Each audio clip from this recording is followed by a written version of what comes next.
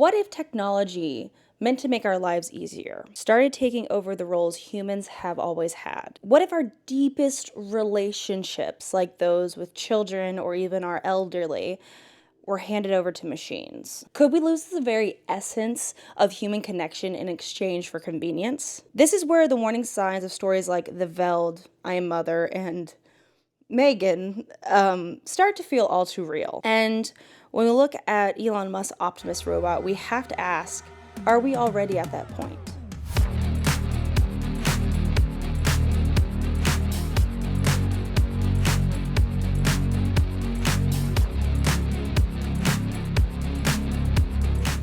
Hi, I'm Leslie. I'm a person that thinks far too deeply about the things going on around me, and a frequent internet rabbit hole faller. That's a thing. I'm going to be talking about the Veldt, and I will be spoiling it. However, if you are interested in reading it, it will be linked in the description below. So, for those that haven't read The Veldt by Bradbury, I highly recommend you read it. Only about 13 pages. Really easy, quick read, but disturbing. Already read it, or you just don't really care about being spoiled? Let's keep going.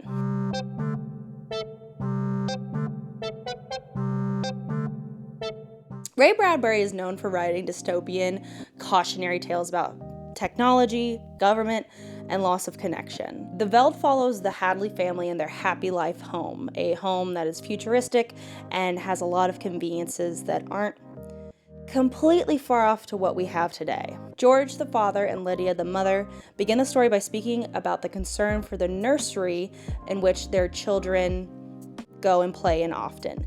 This nursery simulates the thoughts and imagination of Peter and Wendy, their children. In the story, the children have been fixated on an African Veldt with animals such as lions and vultures and depictions of realistic scenes of the lions eating something that they have hunted down. The parents are constantly hearing screams that sound familiar to them, smell the heat and death, and continue to grow concerned and angry at the children's love for the nursery. The goal of the nursery was revealed by the psychiatrist within the story, Mr. David McLean.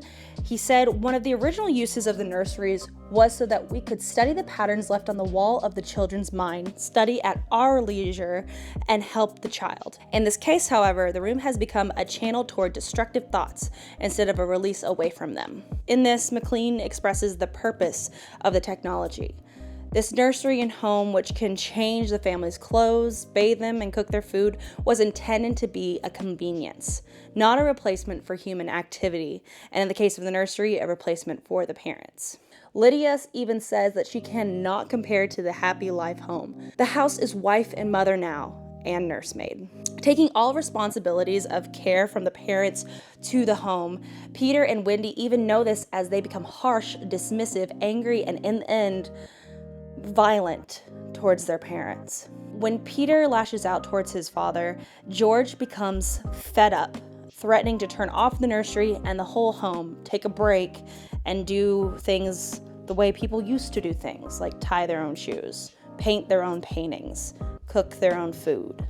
The children were given one more chance to enjoy the nursery before the family plans to leave the home. The parents recognized that they chose pride, money, and foolishness over healthy relationships within the family. The story ends with Peter and Wendy trapping the parents in the nursery to be fed on by the lions, and suddenly they realize why those screams sounded familiar. After a short period of neglect on the part of the parents, the children were faced with an incredibly bleak reality. Their biological parents, who had ignored the children's needs and wants and punished them for their reliance on technology, had to go. The children were so fearful of losing the Veldt, the nursery, that they had simulated their parents' death, and the nursery complied. The last section of the story finishes with Mr. McLean coming to take the children away from the home, and they are calmly drinking tea in the Veldt. This is one of the most eerie stories I've read, and I instantly connected it to Elon Musk's Optimus.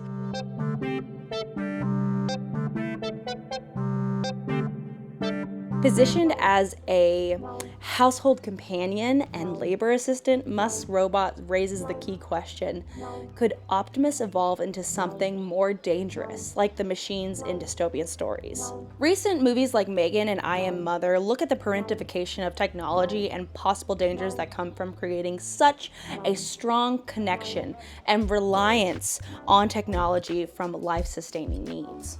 Parental replacement and emotional bonds. Musk seems to think that people aren't having children because caring for children is hard. That's not untrue, but it's really rich coming from a man who tends to ignore his possible baker's dozen amount of children and uses one as a shield while the mother is begging for attention on the social media platform that he purchased because he's ignoring their child's medical emergency.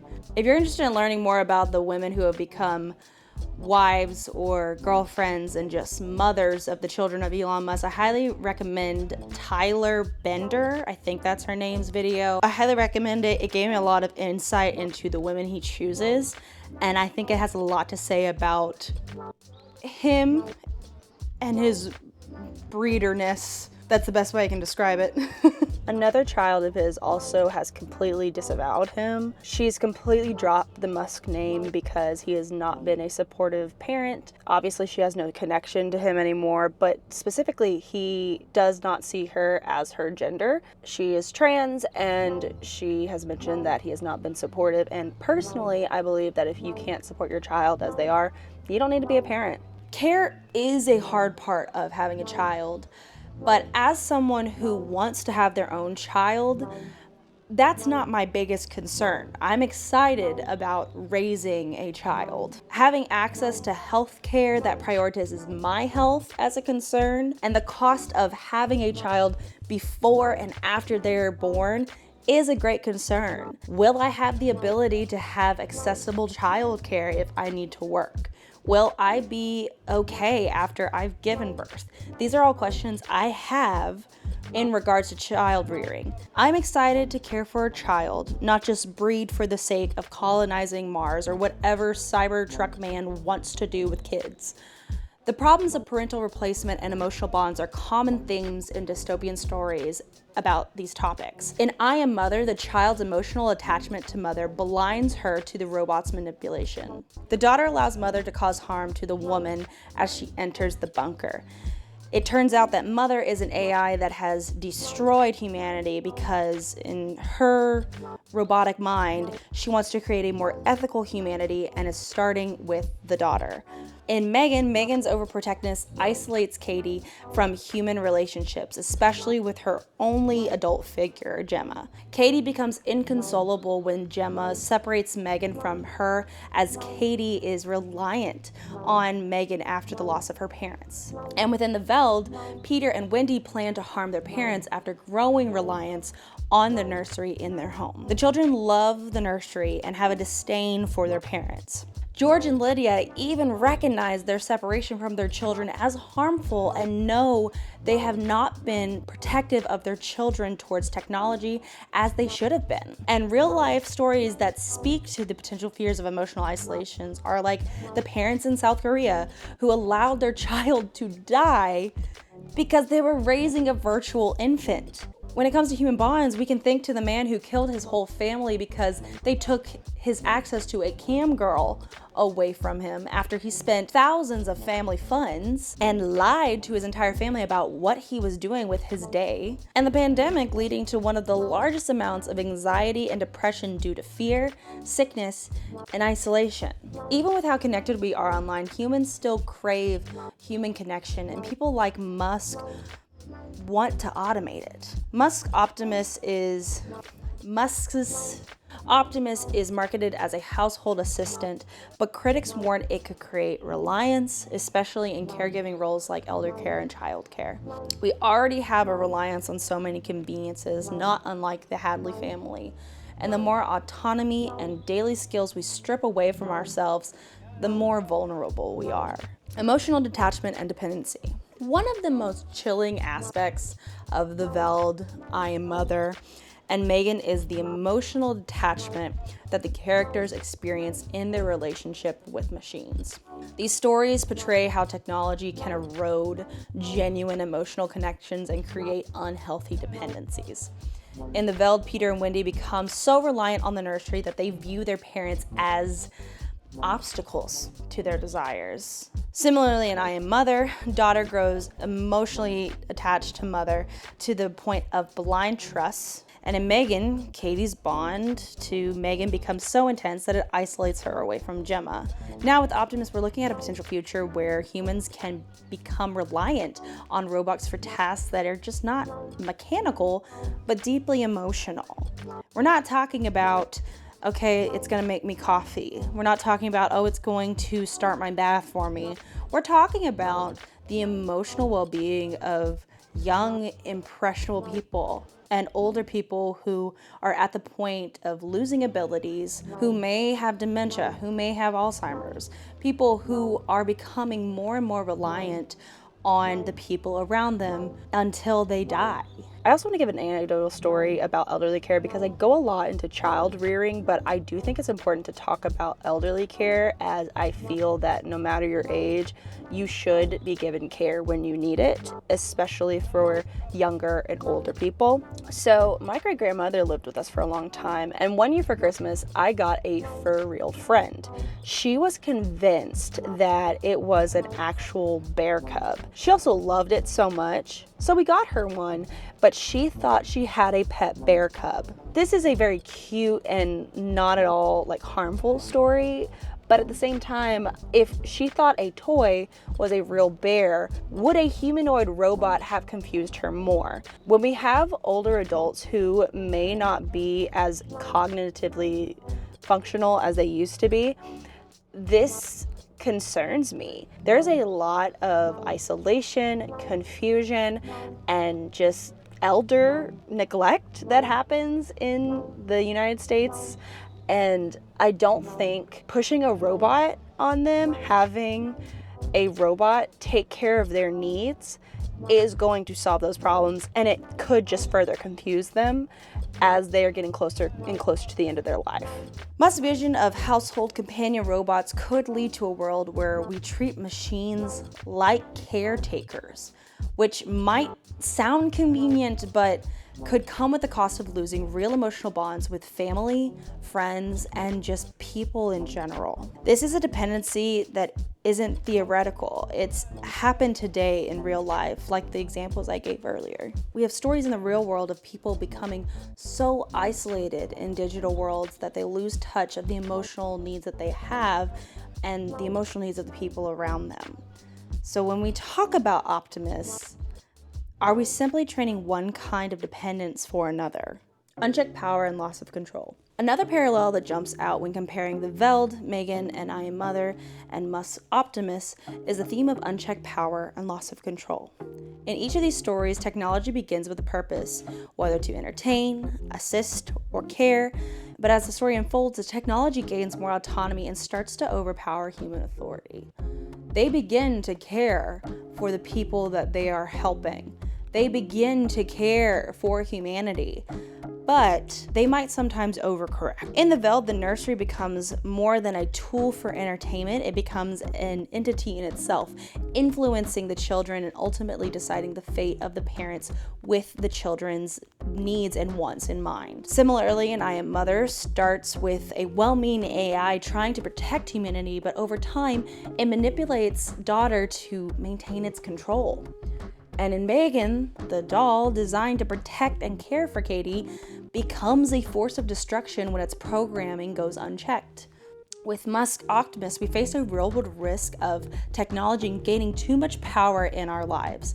If robots like Optimus become commonplace, could we find ourselves losing control over how much influence they have?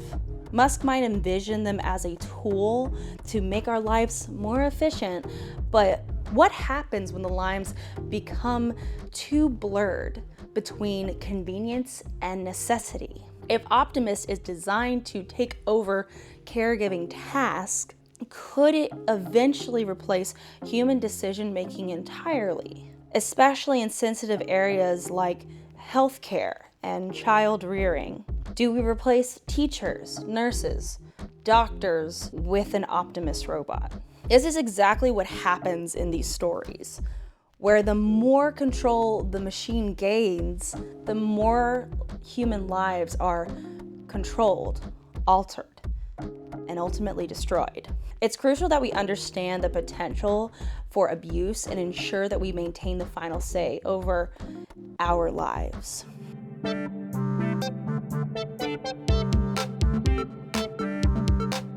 So does anyone have iPad kids in their lives? I do, and it's fascinating. Their sponge-like minds figure out how to work their devices faster than their parents, and I've seen children in my life do some damage financially to their parents. Let's just say in-app purchases have been far too easy to access. In the Veldt, Peter reflects this iPad kid behavior. He jailbreaks the nursery, making it easier for him and Wendy to access the nursery without their parents interfering in what they're doing. While I do not believe that iPads are necessarily ruining children, technology is going to get better and kids are going to be better at using it. The comparisons are just, as I said earlier, eerie. We've discussed the dystopian implications, but let's bring it back to the real world. As technology advances, the lines between helpful innovation and dangerous overreach become harder and harder to distinguish. While robots like Optimus promise to make life easier, we must weigh the risk of relying too heavily on them. It's tempting to imagine a world without worrying about childcare or elderly care, healthcare, education, but at what cost? In the case of healthcare, for example, would we want machines making decisions about the care of our loved ones? Would we accept a world where algorithms determine health rather than the emotional human touch we know is necessary for healing? The real danger here is that we might be too quick to embrace these technologies without fully considering their long-term consequences in society. Don't get me wrong, I like my technology. I have a phone and laptop in front of me right now, and they have made my entire job as a social media coordinator possible. So I'm not condemning technology as a thing in society. I just don't want it to go so far that we lose our humanity. The stories we've discussed warn us about the consequences of giving up too much control.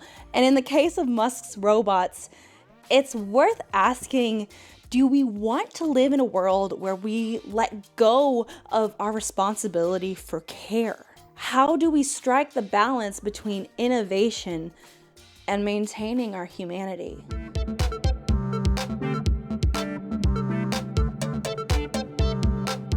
So, what can we do? First, we could just not buy the $30,000 robot to take care of people, young or old. Side note, the Happy Life home in the Veldt, which it was the 1950s, the home was $30,000. It's like he read the story but didn't get it, and he just picked the price because it looked good. How can we navigate the future without falling into the same traps as the characters in the Veldt, Megan, and I Am Mother? Something we need to do. We have to remain vigilant in technology's role in our lives. I have mandated no screen time. I have started doing puzzles and Sudoku more often to not look at my phone. And maybe you start implementing some of that for yourself. Figuring out things you can do that don't involve staring at a screen like you probably are right now. Between filming and editing this video, Eddie Burback came out with a 30-day no phone challenge. This was so fascinating to watch. I really enjoyed the video. If my job wasn't so focused and centered around having my phone, I would do this same thing. But as he did note, if you are someone interested in doing this, keep in mind he is a cis white man, and he's even mentioned that traveling at night without a phone or access to the internet is a little bit safer for him. So I personally, even if I did something like this, I would still pull out a phone for the evening times just because I don't feel safe walking around by myself at night. But if you're interested in something like this, maybe implementing days where you don't use your phone, hide your phone away, turn off your home, hide all your technology, that might be good to just have kind of a breath of fresh air where you're not constantly thinking about what's going on in the world, what's going on in your circle outside of the people in your home with you, or the people within your community that you can go physically see. We have to actively ensure that our reliance on machines doesn't compromise our emotional health, relationships, or our real connections we have with our loved ones. It starts with prioritizing genuine human interactions over convenience and being intentional about how we incorporate technology into our lives, not allowing it to take over our lives. So go get coffee with your friends, walk in the park with your kids, use your technology, and call your mom. One solution lies in proactive leadership as well. For Musk and others pushing forward with AI technologies and other technologies like Optimus, we need leaders who will put ethical considerations front and center.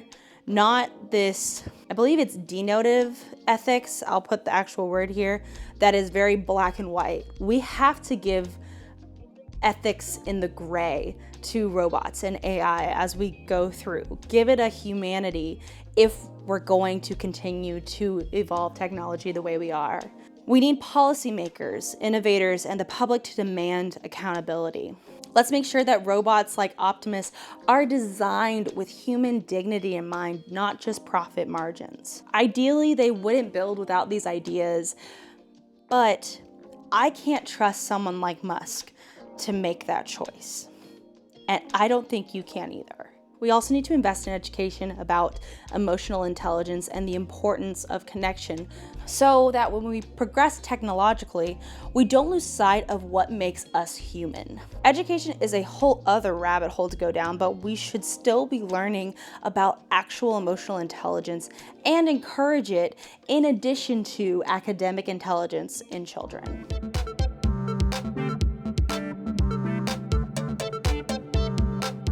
I've been locked in on this concept recently as I'm someone who wants to have children, and right now, child rearing seems very bleak. I just have to remind myself why I want children in my life and remember that even if I don't personally have kids, there are children out there and they are impacted by what we are doing now. We have to think about their well-being every day, even if they don't exist yet. And I'm not talking about the typical, protect children the way it's used a lot of the time, but I mean, we need to make sure they have security of food, high quality and free education, and importantly, homes that care about them, that are full of love from other humans. So what about you? Are we, in your opinion, heading down a dangerous path by putting too much trust in technology? Do you think that there's a way to balance innovation with humanity? And if so, let me know what you think. Again, I feel very bleak about all of this, but I'm hopeful and I want to remain hopeful. Thank you for letting me talk at you. Thank you for watching. If you are interested in future videos, I have other ideas that are not this, but going to be as thoroughly locked in on. So hit the like, subscribe, keep the conversation going. We can't afford to ignore a lot of these warning signs, and our future depends on how intentional we are with our technology use and the humanity we bring every day to each other. So let's make sure that we're the ones in control. Bye.